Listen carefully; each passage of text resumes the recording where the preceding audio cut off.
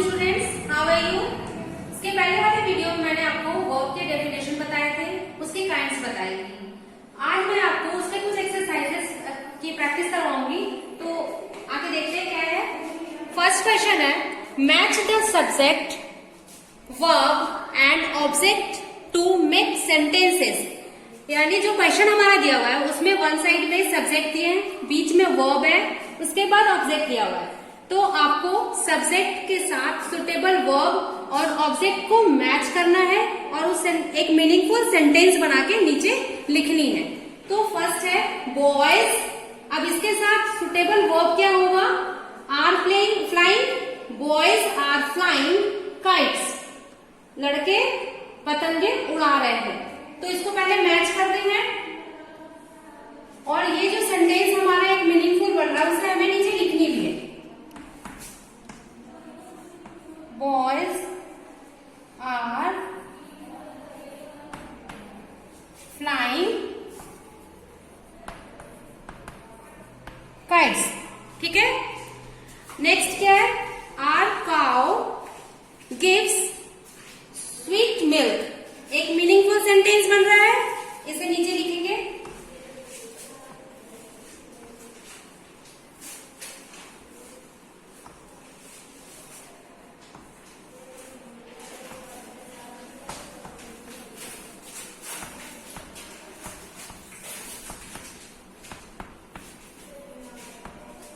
ठीक है। Next, our team will play a match. इसको मैच करते पहले। अब ये सेंटेंस मीनिंगफुल है, इसे भी नीचे लिखेंगे।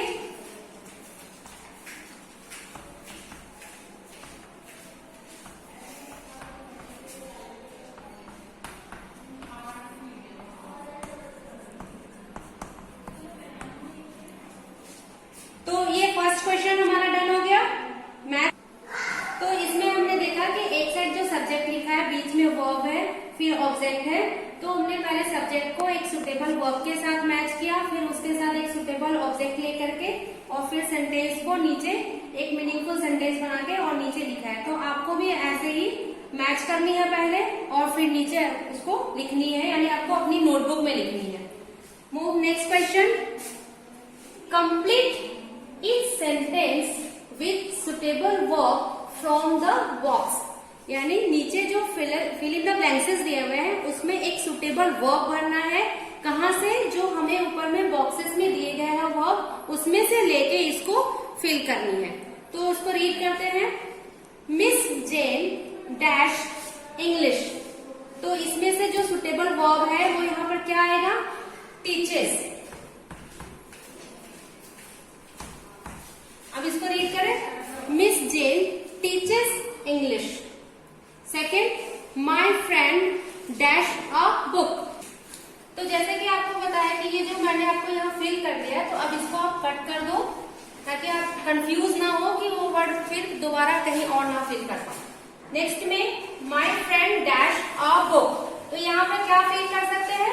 बाउट। इसको रीड करते हैं। My friend bought a book. अब इसको यहां से क्रॉस कर देंगे। Next, the sun dash in the east. क्या होगा? राइजेस। अब इसे भी यहां से क्रॉस करते हैं।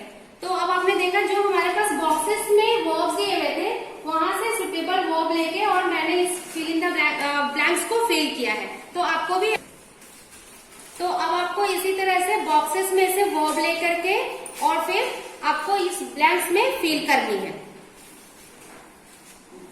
Now third question, right a suitable object for each sentences. जैसे कि आप देख रहे हो नीचे सेंटेंसेस लिए हैं, लिखे गए हैं और ब्लैंक्स भी दिए गए हैं। तो इस ब्लैंक्स में क्या फिल करना है? हमें एक सुटेबल ऑब्जेक्ट फिल करनी है।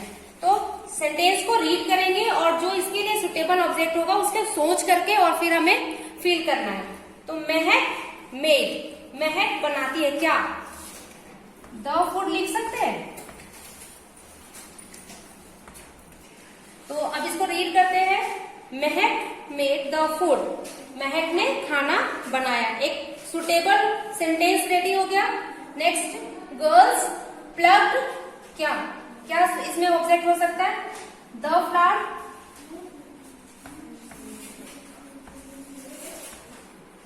तो इसका मीनिंग क्या निकला? लड़कियों ने फूल तोड़े। नेक्स्ट, सौम्या बॉट अब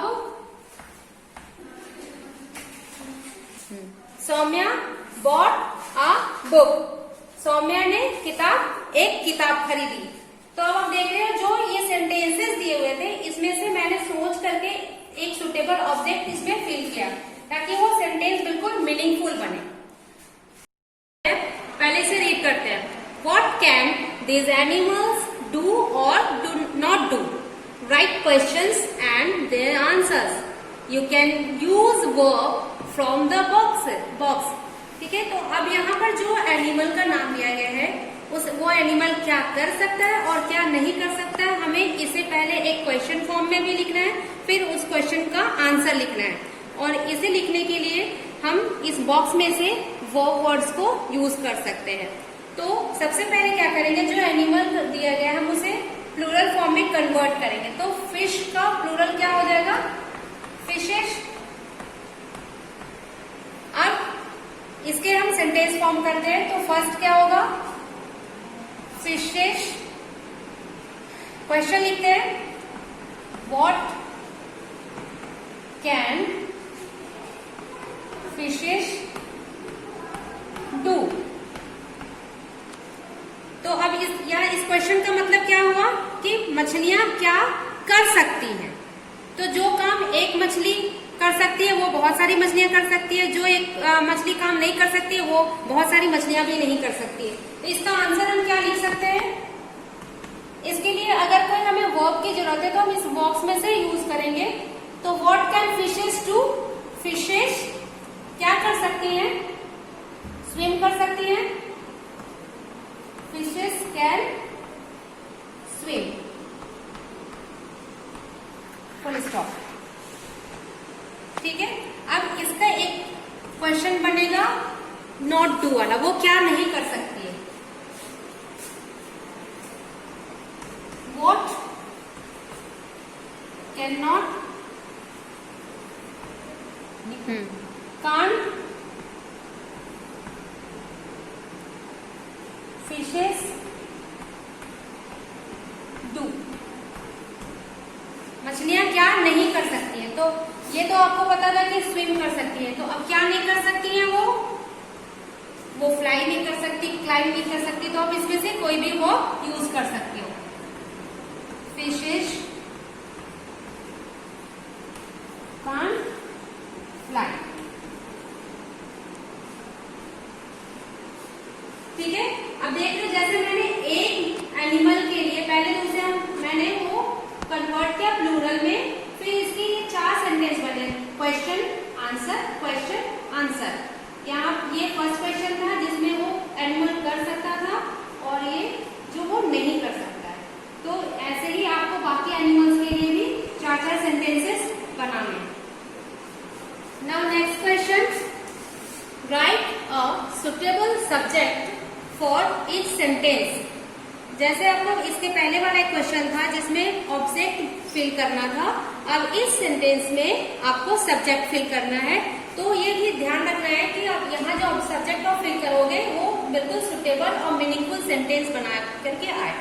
तो डैश कट माई हेयर। अब ये सोचो आपके हेयर कौन काटता है? बार्बर। तो क्या फिल कर सकते हैं? तो बार्बर। ठीक है, कट माई हेयर। ठीक है, डैश रैंग द बेल। अब बेल कौन बजाता है? The peon rang the bell. ठीक है, next question, make sentences using the following as helping verb. ठीक है, यहाँ पर बॉक्स में कुछ हेल्पिंग वर्ब्स दिए गए हैं, उनसे आपको सेंटेंस बनानी है। Second thing, circle the helping verb and underline the main verb in your sentences. तो आप जो सेंटेंस बनाओगे उसमें हेल्पिंग वर्ब को क्या करना है? सर्कल करनी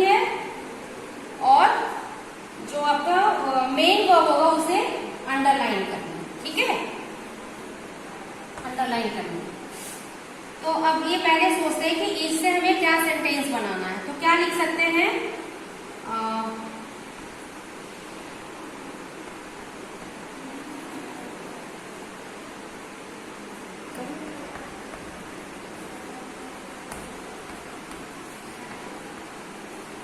तो मैंने जो सेंटेंस लिखा है, Ram is reading a book.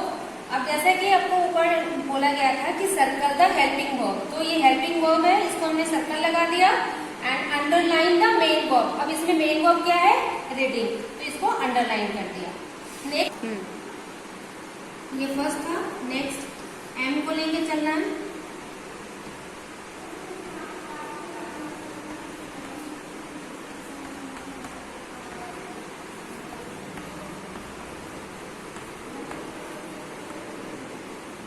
तो अब इसको रीड करते हैं, I am jumping on the bed.